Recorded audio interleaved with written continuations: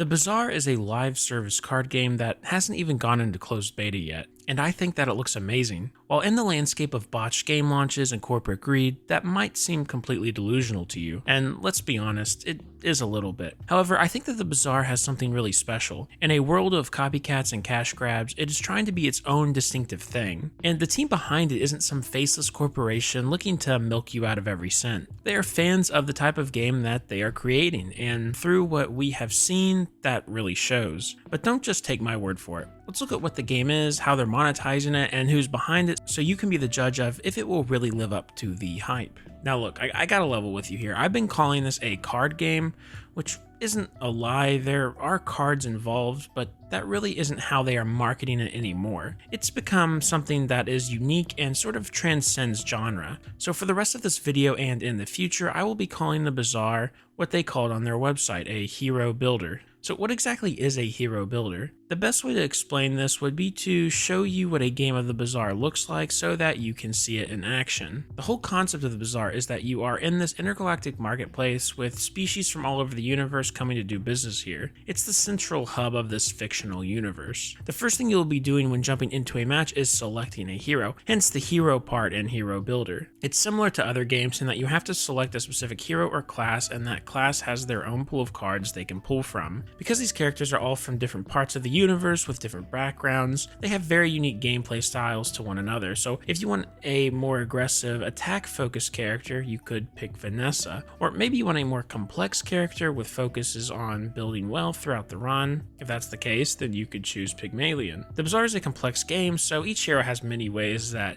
you can build them out during a run, and you can kind of do whatever you want. You even get the opportunity to occasionally take cards from other heroes' sets, so you can really make some pretty unique builds. After picking a hero, your run begins. In each run, there are 10 days. Days are split into two different sections. The first section consists of 5 things that you can do. These can be merchants, which sell items, enemies, which you can fight for gold or experience or some other bonus, and events where you can make a decision and something happens. This portion of the game is where you will be building out your hero. What items will they be using? What do you want to focus on this run? Should you try and go for a lot of gold now so you can buy better items later? That sort of thing. If you've played other deck builder style games like Slay the Spire or Balatro, this idea will be somewhat familiar to you. The events, merchants, and enemies you face throughout the game can reappear later in your run and do different things based on what you did with them when you initially met them. Also, a big part of the Bazaar will be the absolute massive number of these different things that you can encounter. And as the game grows and evolves, there will be more and more events, merchants, and enemies to face, helping to add a lot of diversity to each run. After you have gone through these 5 things, then you will face an opponent. These are auto battler battles, so you don't actually need to play anything. Instead, you hope that what you have just built out is good enough to face whatever opponent you get matched with, and then the battle plays out. Your items will have different abilities and cooldowns, plus you can also get passives that make your hero stronger. The opponent you face will be another player, but they won't actively be there watching and participating in the same battle as you. Instead, it's ghost data. So it'll be another player who built out this deck on the same day that you're on in their own run, and the build you create on your run will also be played against by other players. This makes the game really unique in that you can stop and start runs at any time and there won't be any queue times. This is one of the most appealing things about the game for me because it means that I can take as long as I want when building out my hero, and I can quit mid-run and come back to it later if I want. Reynad, the creator of the game, has discussed that he wanted to build this game in a way so that it is accessible for anyone, anywhere.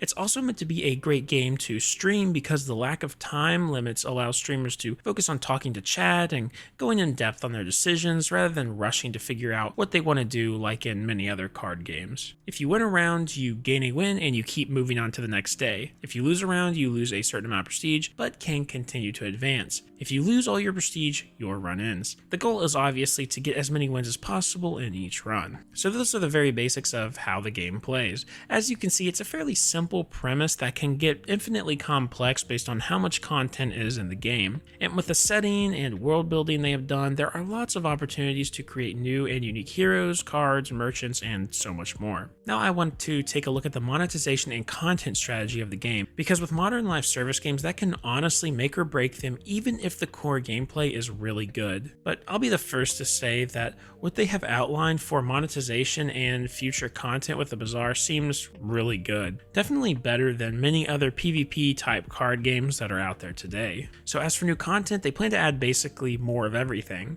In smaller updates, they want to add things like new merchants, events, and that sort of thing. It seems like these smaller updates will come in the middle of seasons and just drop from time to time to keep the game fresh. Seasons are going to last a month, and each new season will see some sort of sizable new content update. What exactly that will entail will probably depend on the season. Some of these updates I'm sure will be bigger than others, but a lot of the new things added will be cosmetic, which is the major way in which the Bazaar is going to monetize. Boards, card backs, hero skin, toys that appear on the board, and music are some of the cosmetic items that they are going to have in the game. So each season will have its own exclusive versions of these items that will go away at the end of it and never come back. A lot of these items will be in chests that you open after completing a run, and of course, the better the run, you'll either receive more items or better items. If for some reason you miss an item that you really want to get that season, you can always go to the in-game marketplace and buy it there from another player. On the other hand, if you have an item that you want, you can go and sell it in the marketplace for in-game currency and use it to buy something else. The biggest content updates to the Bazaar will likely be the new heroes, which they hope to add quarterly, but as of the last update they gave on it, it wasn't set in stone. These new heroes will be huge additions to the game, adding 100 new cards in an entirely new playstyle. You'll have to buy these new heroes, but if you play enough, you should be able to use the in-game currency that you've earned to get them for free. They are also going to periodically update older heroes with new sets of cards. These card packs will need to be purchased, and then you'll just have more options to choose from when going through a run with that specific character. This will be great for keeping things from getting stale for those older characters. It seems likely that card packs and new heroes will launch with new seasons, as is common with most games. Reynad has also mentioned that the game will have a battle pass, but details on how exactly that will work aren't really available yet, so we'll just have to wait and see how good that actually is. Overall, the Bazaar is trying to be much less predatory with its monetization than most other live service card games. While other games may require you to pay for new card packs that are essential if you want any chance to win, the Bazaar is focused on making sure that any player can have a fair shot at winning even if they don't pay for new heroes or additional card packs. It has also been made clear that free-to-play players will be able to reasonably earn the rewards to purchase additions to the game if they want without ever having to open up their wallets. This content strategy for the Bazaar is also great because everything added to the game will stick around forever. There won't be any rotating in and out of cards. When a hero or card pack is added, it's permanent. This means if you buy something, you don't have to worry about it being useless in a year or two from now. A slightly more controversial aspect of the monetization is the ranked tickets.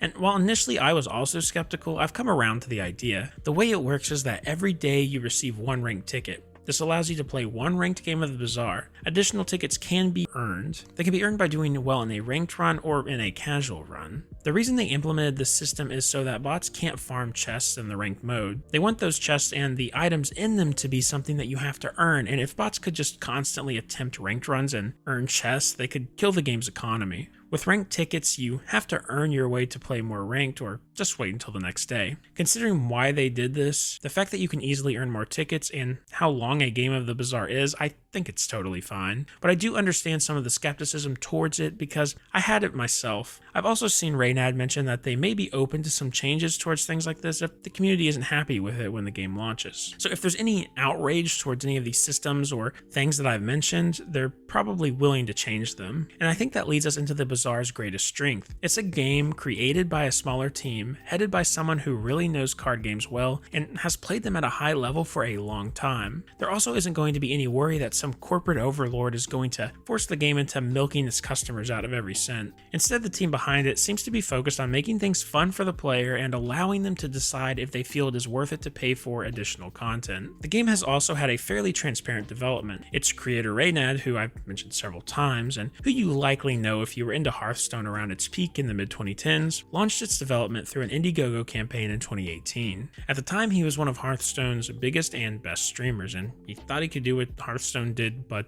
better. Ever since the Indiegogo campaign started, especially towards the beginning, he regularly updated about the game's development, and all those videos are still up on his personal channel and on the Bazaar channel if you want to go check them out. However, as development started to get towards the end stages over the last several years, the game's socials went fairly quiet, leading a lot of people to think it was in some sort of development hell, but as we know now, the game is going to be in closed beta in October and it looks very good. If you want to get the Bazaar closed beta, you can go to their site and purchase a Founders Pack, the cheapest one being $33, and it gives you access for you and a friend, plus you get a few cosmetic things. If you want to just wait until the game launches and is entirely free to play, then you can go make an account on their site to get some bonuses and wait until then. You can also check out my video on everything you need to know about the Bazaar's closed beta. I'd also like to shout out a couple YouTube channels. Nonhead32 has an excellent in-depth video on how the Bazaar will play that I totally recommend watching if you want a closer look at that. Also, the channel Artifactor is probably the best channel for news and info on the Bazaar, so I recommend checking that channel out as well. I'll have links to both of those in the description. Thanks for watching, and I will see you in the next Bazaar video.